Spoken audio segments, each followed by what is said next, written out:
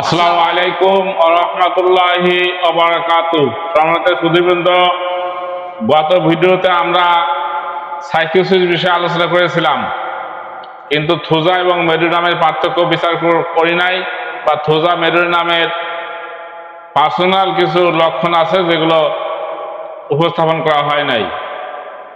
আজ আপনাদের সামনে আমি মেডরি নামের পার্সোনাল কিছু লক্ষণ সহ সাইকোসিসের ধারাবাহিকতা আলোচনা করব। তো মেডরি নাম সাইকোসিস মায়োজমের বা ট্যুরিজের একটি গভীর ক্রিয়াশীল অ্যান্টিডোট মেডিসিন, যা আবিষ্কার হওয়ার পর থেকে যুগ যুগ ধরে হোমিওপ্যাথিতে বিশেষ অবদান রেখে আসছে। কি ক্লাসিক্যাল, কি মাইন্ড টেকনিক, কি নিউরোপ্যাথি, অথবা আপনার ইলেকট্রিক্যাল হোমিওপ্যাথি, সর্বশেষ আমাদের রিয়েল হোমিওপ্যাথি বা পজিটিভ হোমিওপ্যাথি। আপনার এই পজিটিভ হোমিওপ্যাথিতে মেডরি নামের সুস্পষ্ট দর্শন, এটা যদি কোনো ডাক্তার তার হৃদয়ে চিত্রাঙ্কন করতে পারে এবং রোগী ক্ষেত্রে যদি সে সঠিকভাবে সেই দর্শন উদ্ঘাটন করে সঠিক সময়ে উপযুক্ত সময়ে প্রয়োগ করতে পারে, তাহলে রোগীর ক্ষেত্রে অভাবনীয় পরিবর্তন আনা সম্ভব এবং হোমিওপ্যাথির দীর্ঘ অভিযানে সে সফল হবে, এর ভিতরে সন্দেহ নাই। তা আসুন আমরা সেই মেডরি নামের সাইকোসিসের ধারাবাহিকতা এবং তার নিজস্ব কিছু লক্ষণ আমরা আলোচনা করি। সাইকোসিসের ধারাবাহিকতায় রয়েছে deep attachment with family members, অর্থাৎ সাইকোসিসের প্রধান যে দর্শন সেটা হলো ডিপ অ্যাটাচমেন্ট। পরিবারের যে কোনো একজন, দুইজন বা একাধিক ব্যক্তির সঙ্গে বা সবার সঙ্গে তার থাকবে জেনেটিক্যালি আকর্ষণ, ফ্যামিলিগত সম্পর্ক।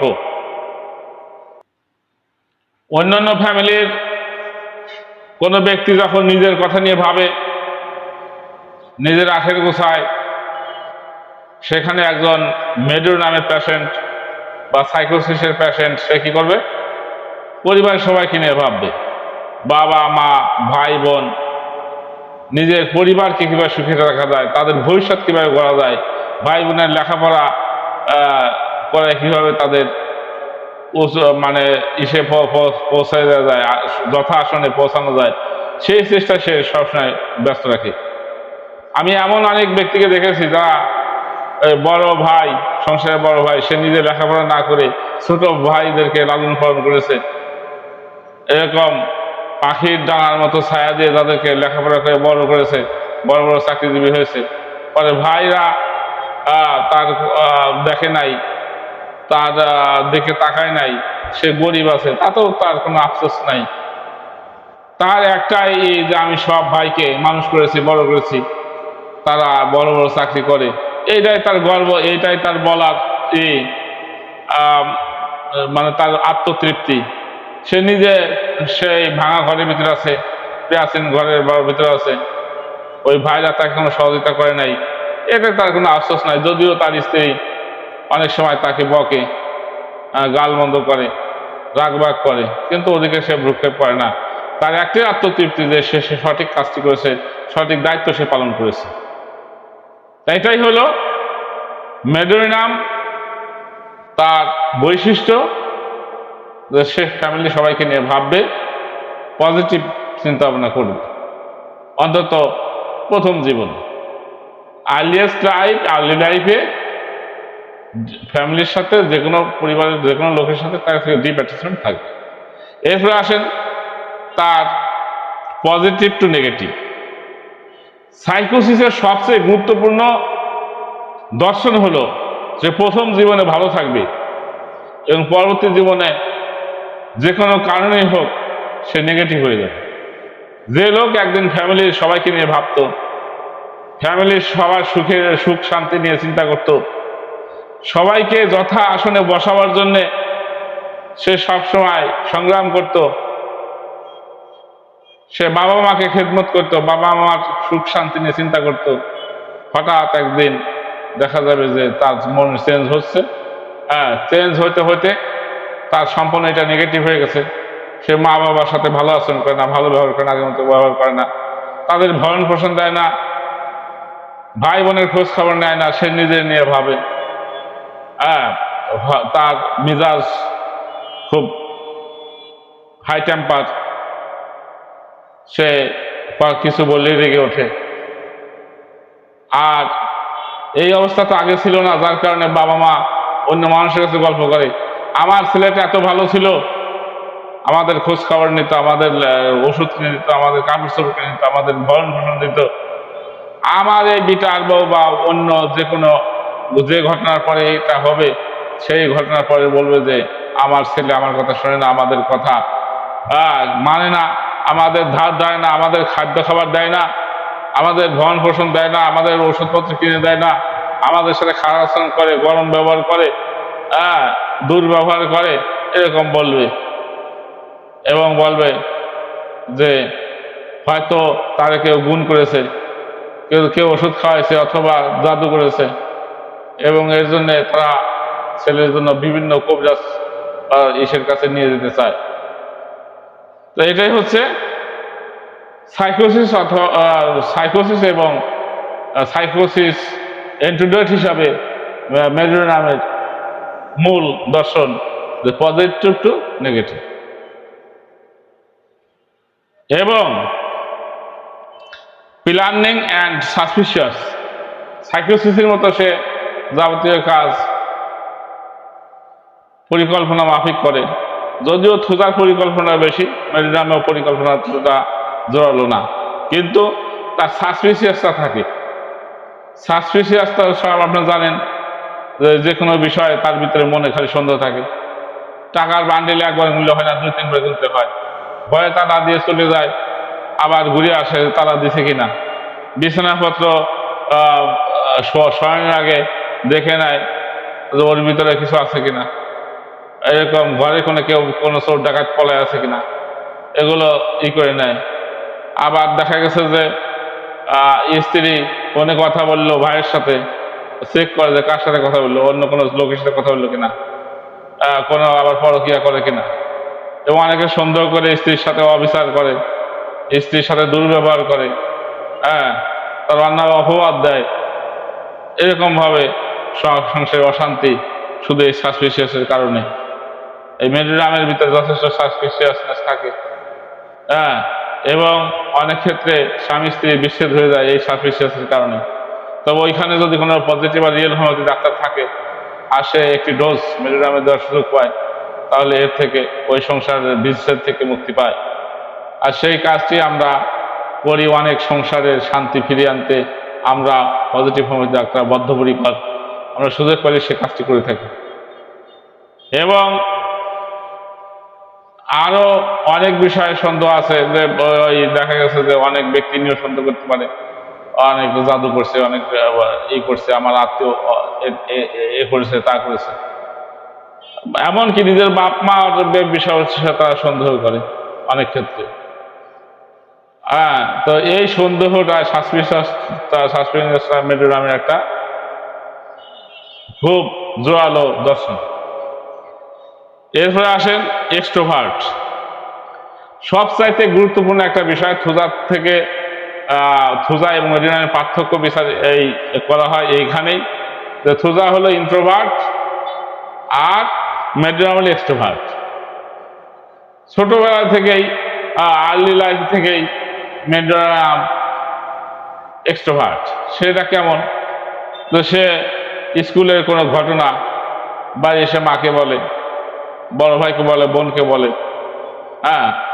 সে চাপা সাপার হয় না, তার কথাগুলো সে পেটে রাখতে পারে না, সবকিছু বলে দেয়। এমন অনেক মহিলা আছে মেডিরামের পেশেন্ট, মেডিরামের রুগী, দর্শনের রুগী, যে তার পেটে কোনো কথা যদি সে না বলে গোপন করে, গোপন রাখে, তাহলে তার পেট ফুলে ওঠে, গ্যাস হয়, দম বন্ধ আসে, হ্যাঁ, হার্ট অ্যাটাক হয়ে দরকার হয়ে যায়। ওই কথা যখন সে তার পার্শ্ববর্তী কোনো মহিলার কাছে বলতে পারে, পার্শ্ববর্তী কোনো মহিলার কাছে যখন ওই কথা বলে, তখন তার পেটটা খালি হয়, তার মনে শান্তি আসে। হ্যাঁ, মানে সে কোনো কথা গোপন করতে পারে না। কিন্তু থুজা যথেষ্ট কথা গোপন করতে পারে, এবং অনেক এমন কথা আছে যে সে কাউকে বলবে না। এমন অনেক কথা আছে থুজার পেশেন্ট কাউকে বলবে না, কিন্তু মেডোরিনাম তার একান্ত বন্ধুর কাছে যখন কথা বলা শুরু করে, যত গোপন কথা থাক সে তাকে বলি ফেলে। এমন অনেক মেডিকেল আছে যে গোপন কথা প্রকাশ করার কারণে সে বিপদে পড়েছে, কিন্তু তাও গোপন কথা গোপন রাখতে পারেনি, ওটা বলেই ফেলেছে। অন্তর্নির্দান্ত এইভাবে মহিলা আর এক মহিলার কাছে বলে, এই অমুকের বাড়ি এই ঘটনা ঘটছে রে, আমি তোর কাছে বললাম, তুই কিন্তু তোর কাছে করিস না। ওই দেখা যায় এইভাবে 10 জনের কথা কাছে বলে ফেলাইছে, হ্যাঁ, যে এই ঘটনা কারোর কাছে করিস না। ও বলতেছে কিন্তু সে অন্যদেরকে নিষেধ করতেছে। এটাই হলো মেডিনামের একটা এক্সট্রোভার্ট। মেডিনামের শিশুদের এক্সট্রোভার্ট কেমন? যেমন শিশুকে নিয়ে তার বাবা বাজারে গেছে, বাজারে যাওয়ার পরে দেখা গেল যে শিশু একটা জিনিস বায়না ধরছে, এই আমি খাবো, আইসক্রিম খাবো।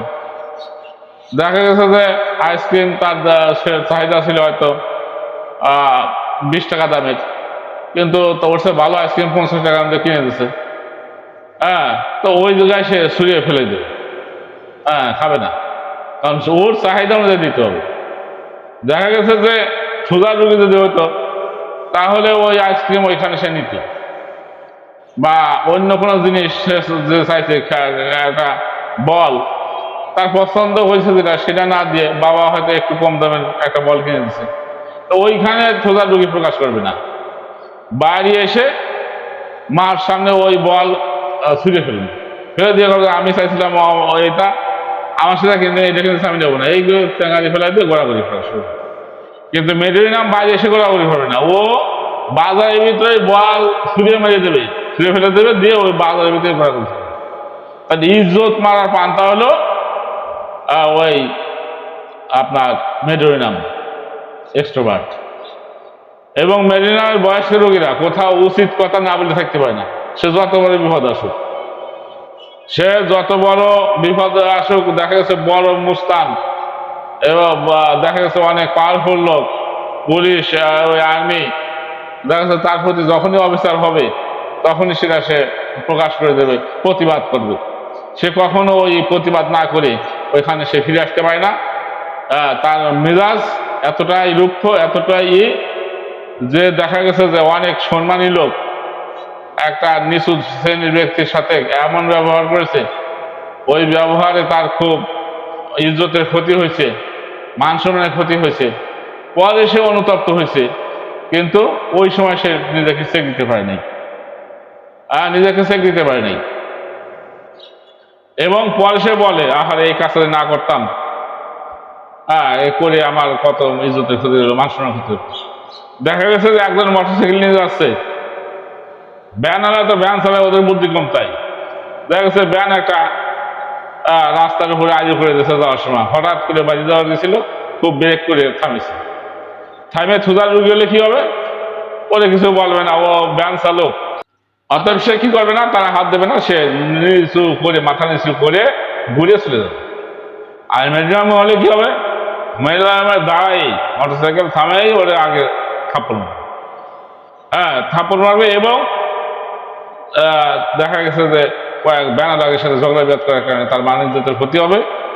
এরপরে সে এই কাজটা করলাম কেন, এটা আমার করা ঠিক হয়নি। তার মান সম্মান সম্পর্কে তার সচেতন আছে, বোঝে, কিন্তু তার মেজাজ এতটাই রুক্ষ, যে এতটাই আগুন, যে ওই মুহূর্তে সে আগুন জ্বলে ওঠে, সে ঠেকাইতে পারে না, এবং সে চাপড় মেরেই দেয়, এবং তার মান ইজ্জত। এরকম ঘটনা ঘটেছে আমাদের পার্শ্ববর্তী এক কলেজের শিক্ষক, সেই টেম্পোর এক ড্রাইভারকে ভাড়া নিয়ে গন্ডগোল করে তো মারিছে, মার ভাই টেম্পোর ড্রাইভাররা কয়েকজন মিলে ওই প্রফেসর, উনি তো সরকারি কলেজের একজন প্রফেসর, ওনারে সবাই মিলে যখন পিটাইছে, এই টেম্পোর ড্রাইভার। তো তখন উনি অনেক মান সম্মানের ক্ষতি হয়েছে তার, এবং খুবই অনুতপ্ত হয়েছেন।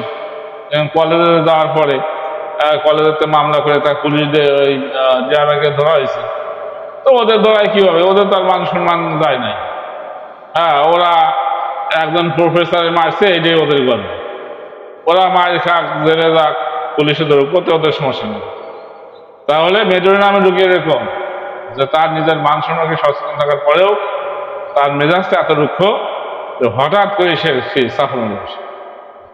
আরো এদের থুজা মেজর আরো পার্থক্য হলো এই যে পরিবারের লোকের সাথে মেজর নাম পরিবারের লোকের সাথে যেমন ব্যবহার করে, বাইরেও সে সেমনই ব্যবহার করে। অর্থাৎ ব্যবহার তার দুই রকম না, তার মনের এইটা এরকম যে সে পরিবারের লোকদের সাথে রাগারাগি করে, বাইরেও রাগ প্রকাশ করে। থুজা কিন্তু না, থুজা পরিবারের লোকের সাথে খারাপ আচরণ করে কিন্তু বাইরের লোকের সাথে ভালো ব্যবহার করে। সে লোক কপট, মান সম্মান সম্পর্কে সে এত সচেতন যে তার যে রাগ আছে বাইরের লোক বুঝতেই পারবে না। বাড়ির লোক বুঝার কায়দা নাই, কিন্তু বাড়ির লোক জানে। কিন্তু মেয়েটার নাম বাড়ির লোকও তার রাগ সম্পর্কে জানে, খাওয়া আচরণ সম্পর্কে জানে, বাহিরের লোকরাও জানে, মানে জানে। উচিত কথা বা প্রয়োজনীয় কথা সে একদম ঠাস করে বলে দেয় বা সেরকম ব্যবহার করে। এবং অনেক ক্ষেত্রে দেখবেন আপনারা চিনেও ফেলবেন মেজর নামের রোগীদের কথা শুনে যে তারা আস্তে কথা বলতে পারে না, তারা সবসময় উচ্চ স্বরে, বিশেষ করে কথা কাটি বদলে খুব জোরে সোরে কথা বলে। মানে খুব নম্র ভদ্র কথা মেজর নামের ক্ষেত্রে খুব কম হয়। উচ্চ আওয়াজে ঝগড়ার মতো কথা বলে, সাধারণ কথা বললে মনে হয় ঝগড়া করতেছে, এরকম অনেক ব্যক্তিরা আপনার দেখে থাকবেন। এটা হলো মেজর নামের এক্সট্রোভার্ট। তো এমনই ভাবে তার থাকবে কি ডিপ অ্যাটাচমেন্ট, আর থাকবে কি তার পরিবারের সাথে গভীর সম্পর্ক, ডিপ অ্যাটাচমেন্ট। আর থাকবে কি, আর থাকবে হলো তার পজিটিভ টু নেগেটিভ, এটা থাকবে। আর থাকবে তার সাসপিশিয়াসনেস, সন্দেহ প্রবণতা, থাকতে পারে ফাস্টিডিউস, অর্থাৎ তার খুঁতখুঁতে স্বভাব, পরিষ্কার পরিচ্ছন্ন, দেখা গেছে যে সাজানো গোছানো, এলোমেলো চলা তার এই না। আর হলো সে হলো সবসময় এক্সট্রোভার্ট, কথা মনে গোপন রাখতে করে না, গোপন রাখতে পারে না, উচিত কথা মানুষের সামনে ঘরে বলে দেয়। এবং সে বলে ব্যর্থ কণ্ঠে যে আমি আমার কথা বলেই যাব, আমি আমার কথা বলেই যাব, তোমরা মানো আর না মানো, মানুষ খারাপ হোক আর ভালো হোক, মানুষ আমাকে খারাপ বলুক আর ভালো বলুক, আমি আমার কথা বলেই যাব। মেজর নামের এরকম কথা আমরা শুনতে পাবো। আর হলো তার বাহিরের স্বভাব, পরিবারের বাহিরের স্বভাব, হাটে বাজারে রাস্তায় বিভিন্ন জায়গায় তার যে স্বভাব, বা বাড়ির ভিতরে সে বাসার ভিতরে একই স্বভাব, সবার সাথে সে উগ্র ব্যবহার করে এবং পরক্ষণে সে অনুতপ্ত হয়। এবং আরো অনেক লক্ষণ আছে যেগুলো বলতে গেলে আমাদের ভিডিও আরো দীর্ঘায়িত হয়ে যাবে। তো আমরা পরবর্তী ক্লাসগুলোতে এগুলো আরো ব্যাপক আলোচনা করব। তো আমরা এতটুকু যদি মেজর নামের বিষয়ে খেয়াল রাখি এবং সাইকোলজি সম্পর্কে খেয়াল রাখি, তাহলেই আমাদের মেজর নাম সম্পর্কে জানা হবে, নির্বাচন হবে এবং সোজার সাথে পার্থক্য বিচার করা সম্ভব হবে। তো সবাই ভালো থাকবেন, আল্লাহ যেন সবাইকে ভালো রাখেন। ধন্যবাদ সবাইকে। আসসালামু আলাইকুম ওয়া রাহমাতুল্লাহি ওয়া বারাকাতুহু।